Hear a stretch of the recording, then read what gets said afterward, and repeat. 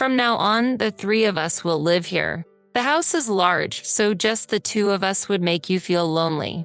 It's pitiful to leave my sister in a small apartment, and now is the perfect time for her to move. I hope you can support her job search." The moment the move was completed, my husband, acting all high and mighty, brought his younger sister Julia home.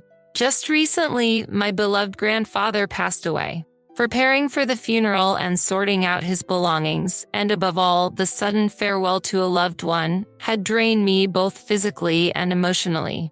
Since I inherited my grandfather's house as an heirloom, we decided to move there at my husband's suggestion. Finally, when the moving of belongings was completed, my husband brought Julia without consulting me. Such unreasonable behavior from my husband quickly cooled my feelings of love for him. My name is Lucy. I graduated from the local university's pharmacy department and am currently working as a pharmacist, entering my 5th year this year. My husband, a classmate, was introduced to me 2 years ago by a colleague at the hospital where I work. He works as a full-time employee at a supermarket and has a generous nature. He had broken up with his girlfriend from his student days and seemed to be heartbroken. I myself had a boyfriend only once in high school, but it did not last long. Both my husband and I have little experience in love, but that in fact gave us a sense of security. Our holidays rarely matched due to our different professions, but our relationship went smoothly, and we got married when he was promoted to chief at his workplace. After getting married, we started a new life in a convenient apartment in the city center. My parents died in an accident, and since high school, I have lived with my grandfather in his old house. The house, an old building, creaked every time you walked on the floor. However, my grandfather's chronic illness worsened 6 months ago, and his health deteriorated, leading to repeated hospitalizations, and he became hardly able to go outside. That house, filled with memories of my grandfather, is very precious to me, and even after moving, I regularly go back to clean it. My grandfather, fighting his illness, was very happy about my marriage and said strongly, "This motivates me to keep going." I promised to lead a happy life, keeping his words close to my heart. Fortunately, I was able to establish a good relationship with my husband's parents quickly, and although they live far away and we only meet a few times a year, they always say, "You are always welcome." The start of our married life was smooth, but there was one concern. It was about Julia. She is currently a first-year college student, a lively 19-year-old, living alone while attending a university near our apartment. She has moved away from her parents' home. The decision to choose this residence was mainly made by my husband, influenced by the fact that Julia would be attending a university in the city. The siblings have always been close, and Julia had expressed her desire to be near us. It's natural to get along well as a family. However, I immediately regretted not having more discussions with my husband, who had decided based solely on his sister's wishes. 3 days after moving, while I was trying to tidy up the remaining boxes on the weekend, my husband brought Julia over unexpectedly, catching me off guard. With no prior notice and me in casual clothes and no makeup, I couldn't just send her back, so I hurriedly made space and asked her to sit in the living room. Although we had met a few times during our courtship, those occasions were always pre-scheduled, and we met outside, so I was properly dressed. Feeling irritated with my husband, I decided to remain calm in front of Julia. "Congratulations on your marriage. Please take good care of my brother," said Julia, handing me a paper bag. Inside was baked goods from a famous Western confectionery store. "There's no need to be so formal. It would cost me a lot to return the favor," my husband said with an easy laugh, but I couldn't hide my agitation inside. Julia, with her lavish spending habits, owns expensive clothes and accessories that seem too mature for a student. I once asked my husband discreetly if she might be doing something improper, but whenever it comes to Julia, he changes his expression and says, "She wouldn't do such a thing, but I'll offer to help financially if she's in trouble." Julia certainly receives a monthly allowance from her parents. I've heard this directly from her mother and know the details of the amount, so I'm confident it's accurate. Despite receiving ample living expenses aside from tuition, she is now also receiving extra money from my husband. When I point out this excessive indulgence, my husband opposes it, and intense arguments arise between us. While I can understand his concern for Julia, I find it hard to accept him frequently buying her expensive bags and accessories or cooking for her at her apartment. Other than that, he is a kind husband who takes the initiative in household chores, and I have no other complaints about him. The problem is Julia herself. She doesn't seem to think highly of me and has made condescending remarks. Having grown up in an environment where her parents and brother always catered to her, she probably sees me as an obstacle. I never thought someone like Lucy would become my brother's wife. He used to date only women who looked like models. Lucy seems rather plain by comparison. There's a difference between someone you love and someone you marry. I hope he doesn't cheat on you. Lucy, you have a good income as a pharmacist, right? Why don't you dress more fashionably? Weren't you introverted and focused only on your studies during your student days? These sarcastic comments were directed at me by Julia when my husband was not around. She is only 19 and still very immature, and dealing with her seriously is exhausting. I thought about complaining to my husband during her more persistent moments. But given his indulgent attitude toward her, the complications that would arise are not hard to imagine. Since the sarcasm remained verbal, I did not tell anyone about it. Knowing we would have a long-term relationship, I decided it might be counterproductive to rush into getting along, so I chose to build the relationship slowly. Julia, who had just recently arrived, visited again without notice. At that time, my husband had not yet returned home, and I was preparing for my afternoon work. The cafe was too crowded, so I came to have lunch here. I brought some friends too. Is that okay? Though her actions were unprecedented and it was difficult to keep my anger in check, Julia's friends were behind her, so I managed to send them away with a calm demeanor. I didn't ask for details, but later that evening while at work, my husband called me several times. Are you out of your mind sending hungry young people away from our home? If you were busy, you should have at least given them some money. My sister says you embarrassed her in front of her friends. It's unclear if this incident was the trigger, but I started to feel a shift in my husband's attitude afterward. We had agreed to share household chores since we both work, but he gradually began to neglect them, increasing my burden. I used to think he was mild-mannered, but it became clear that he was actually careless and fickle, often losing interest quickly in new hobbies and leaving items he had purchased for them unused. Not only in his personal room, but also on the dining table and in the car, his hobby items were scattered everywhere. I finally pointed it out, but he ignored me and took no action. I felt that his interest in me might be waning because of my nagging.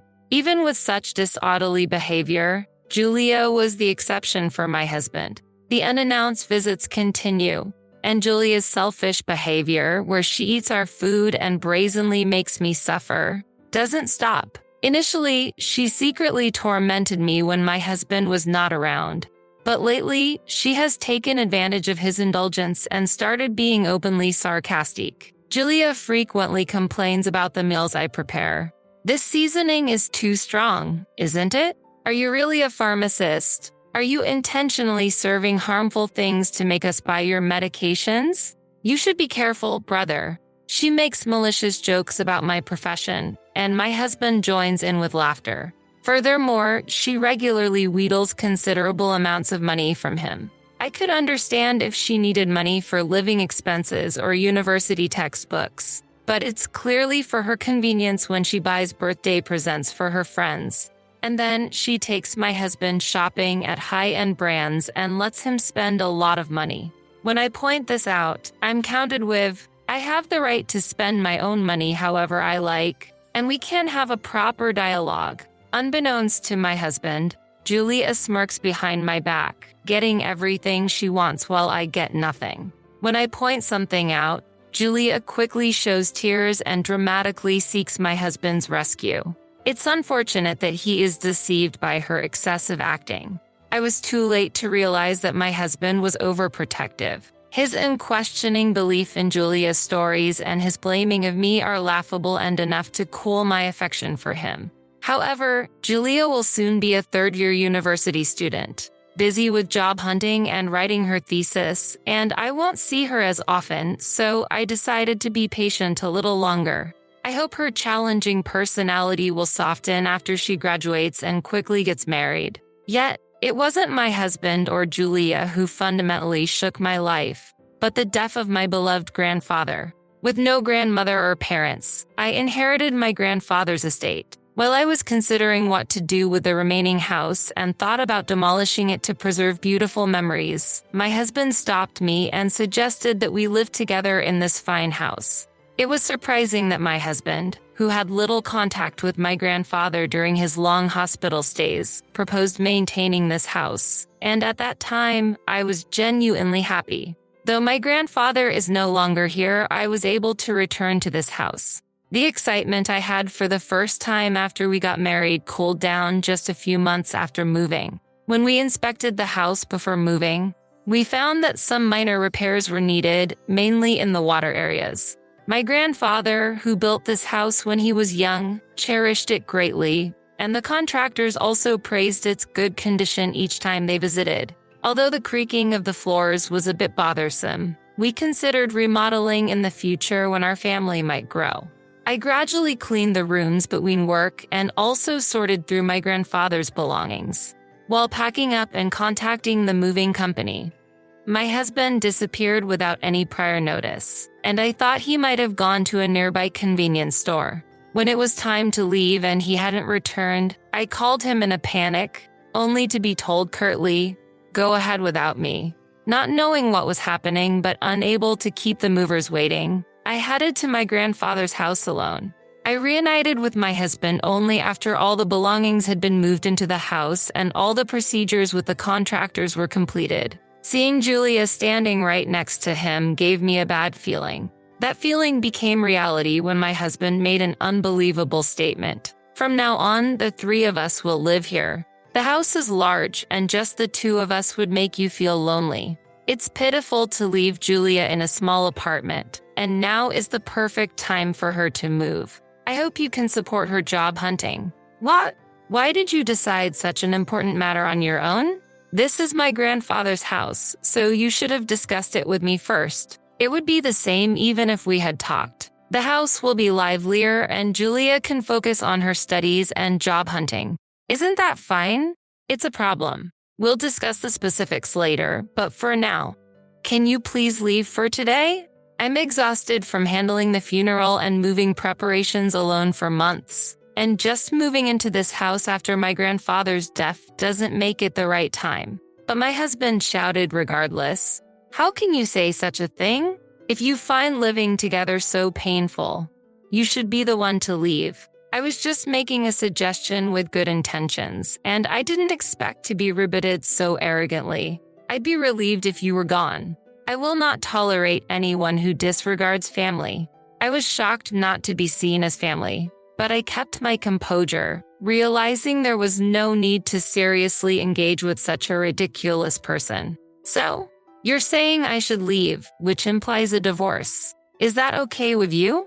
I'll say this now to avoid any misunderstandings later, but this house was inherited by me and it's in my name. The rights to this house are, if we divorce, there will be a division of assets.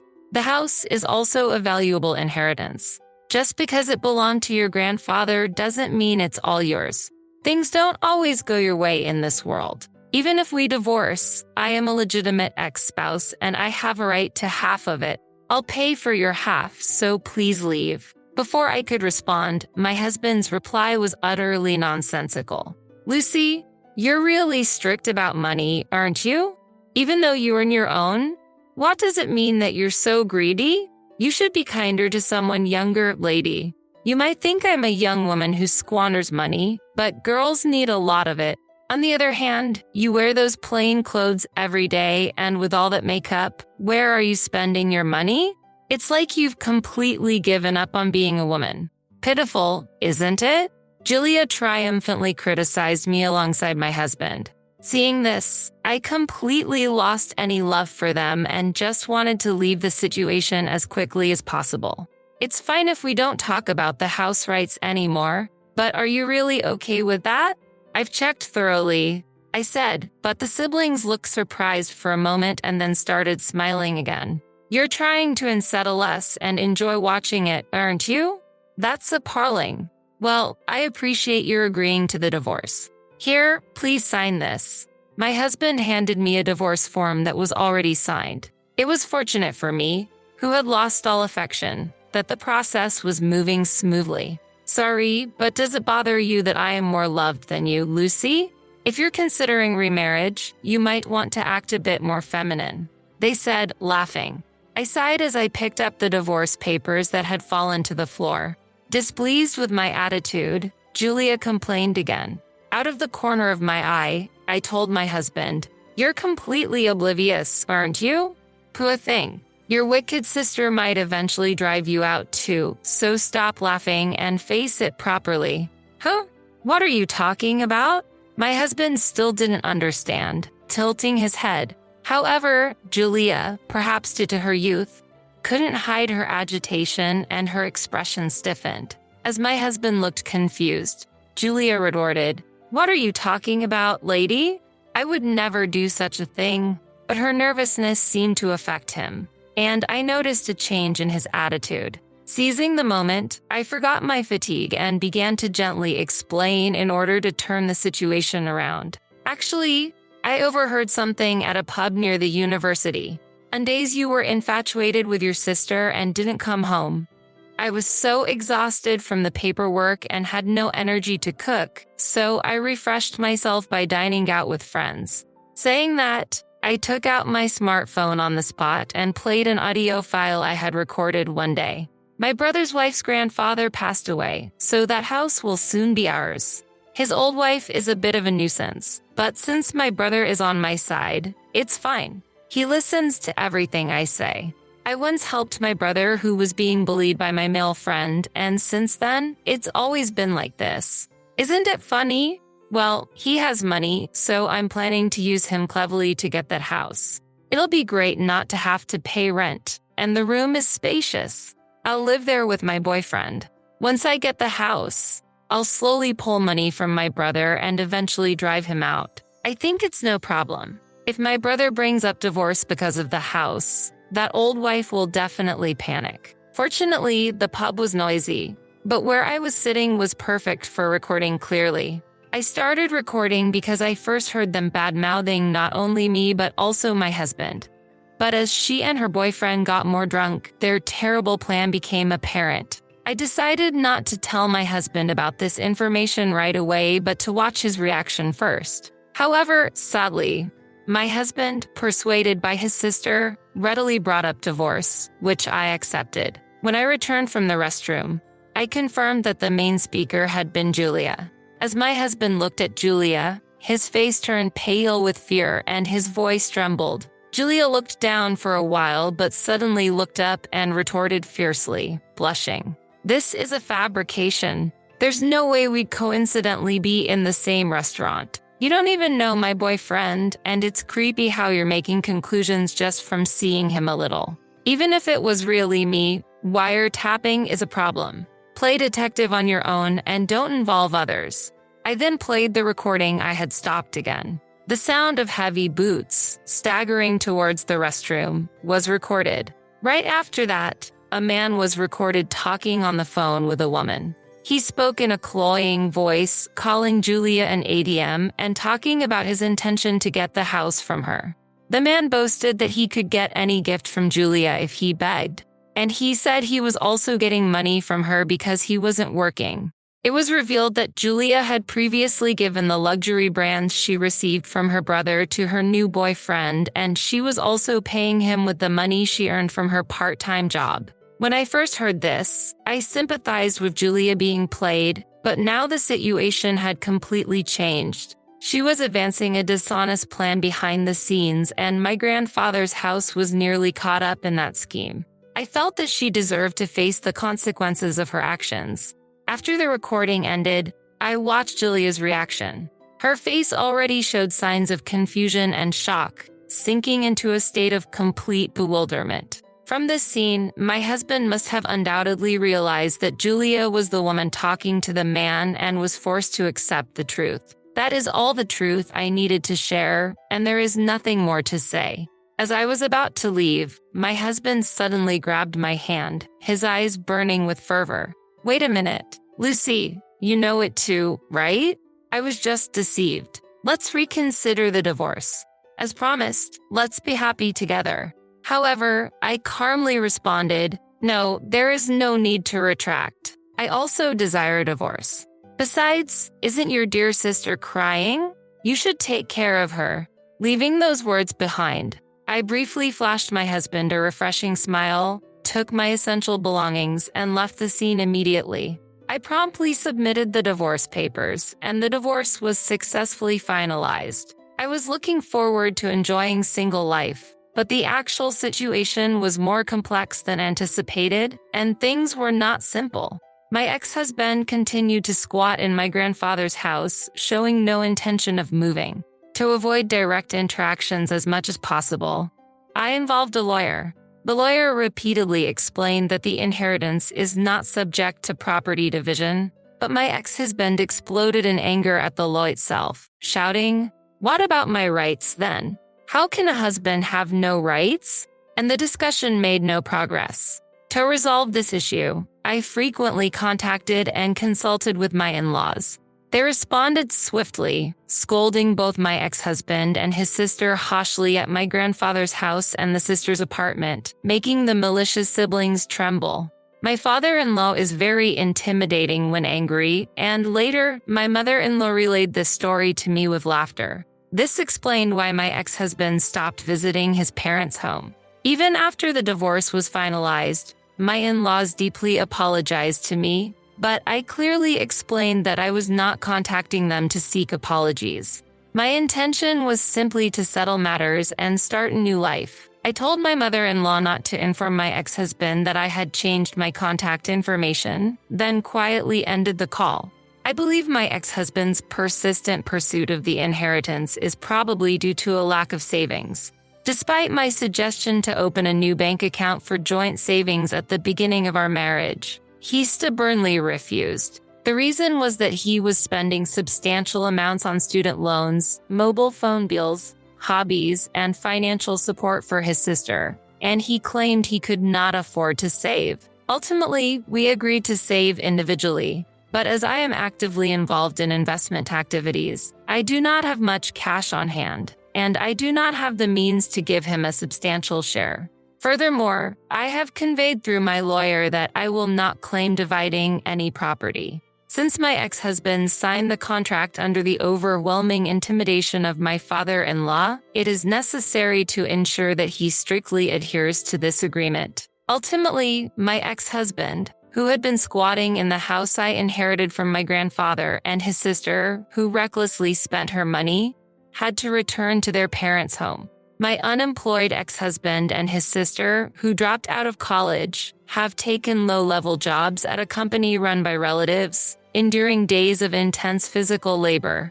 Under strict supervision, they are being retrained both mentally and physically, laboring in tears each day. During this time, my mother-in-law sent a photo showing how the long hours of work have changed my ex-husband's physique, turning his bare belly into a toned one, but this sparked no emotion in my heart. As for my sister-in-law, she initially tried to use her youth and attractiveness to get close to her boss. But since the president is a relative, her plans utterly failed. Now, having removed all her glamorous nails, she is engaged in agricultural work, experiencing fulfilling labor. Meanwhile, I spend tranquil days in my grandfather's nature-filled house, mourning his death but able to immerse myself in memories by looking through the albums I've organized. In this warm and peaceful home, I plan to host small parties for close friends in the future. This is my small joy and the step towards my new daily life.